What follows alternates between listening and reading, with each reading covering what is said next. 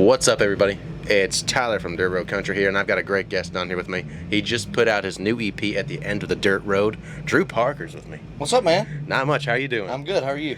I'm doing very well. I'm very excited to talk about this project. Yeah. So, you've got 6 songs on it. Do you have a personal favorite?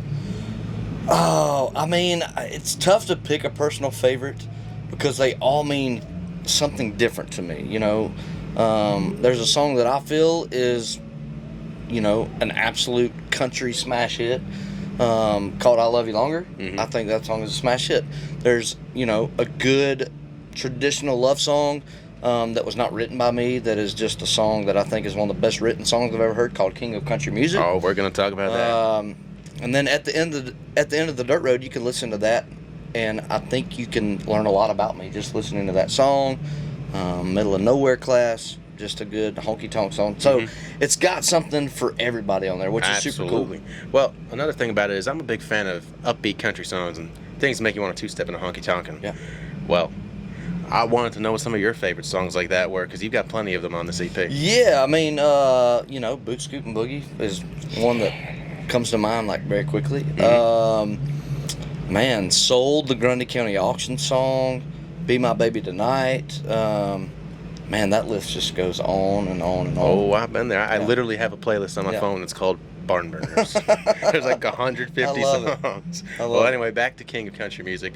You said how that's just a slow love song, and it's just really a great song, and really one of the best songs I've ever heard that's written. I agree. I wanted to hear how you chose that song, because I know you didn't write it. Yeah, so that song was written by Mark Beeson and Alan Shamblin. And Alan Shamblin wrote The House That Built Me for Miranda Lambert.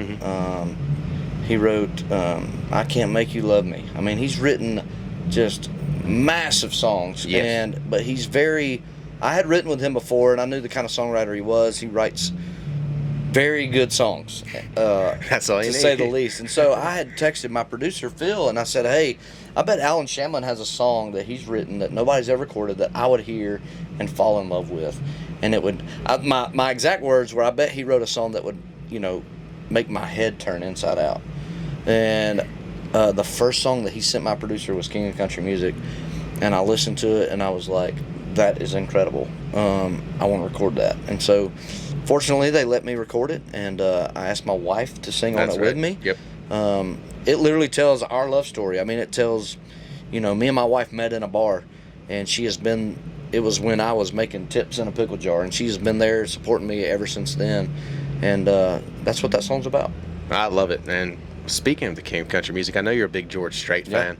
What's your favorite Strait song? Because I can still make Cheyenne. That is an easy answer. I've heard that for answer me. before. By I can plenty of still make Cheyenne. It's that song is just. Somebody asked me yesterday. It was like, what is one country song that you can hear and like high chance that you would cry? And that's the same answer, because that song is about a guy who's so passionate about his dream that nothing else could ever get in the way of it. It's 4.5 minutes of pure magic. It is, yeah. Yeah. And now, for you got to collaborate with Randy Travis on There's a New Kid in Town. Yeah. What was that experience like for you? Because I know, you're like me, you're a big classic country guy. Yeah. I mean, Randy Travis is one of my heroes. When they asked me if I wanted to do that, I mean, it was, you know, incredible that they would think that I would be good enough to do that. So it's super special.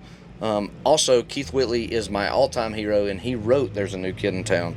So to get to do a song that my hero wrote with another one of my heroes, I mean, I could probably just quit now. I mean, that's pretty high accomplishment. I feel like over the past couple of years, a lot of people have really just started to mention how big of an influence Keith was on country music, and I don't know if it was just me or if I was out of the loop, but I really feel like people didn't talk about him for a long time. Now, here I am standing at I think it was the Chevy stage yesterday, and I see Mark Wills up on stage wearing a Keith t-shirt. Yeah. I was like, what? Yes. I know. It's so funny because I feel like I was definitely on the front of that train before it ever took off, as were a lot of people. But yeah, he is, and I mean, you can't go wrong with Keith Whitley becoming relevant. I mean, it's really cool. God. It's awesome. It's awesome. Well, I mean, I literally just mentioned, and I should have mentioned in the start, we're at CMA Fest. So, how excited are you to be here, and what song are you looking forward to playing the most?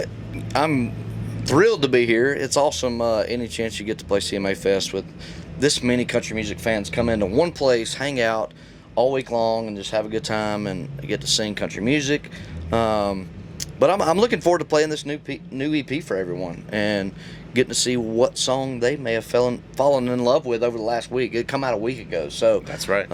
It's really cool, and I'm looking forward to playing all of them and looking forward to seeing everybody. Well, if you guys haven't listened to At the End of the Dirt Road yet, you should right now because it's a great EP. It is what country music's all about. But before we go, I want to talk about one thing because I know you're a Georgia guy. Yeah. I'm a Bulldog myself, and there's nothing I like talking about more with artists than the Georgia Yeah. Bulldogs, especially the guys from Georgia. Yeah. What do you expect for this season? Oh, we'll Repeat? see. I don't know.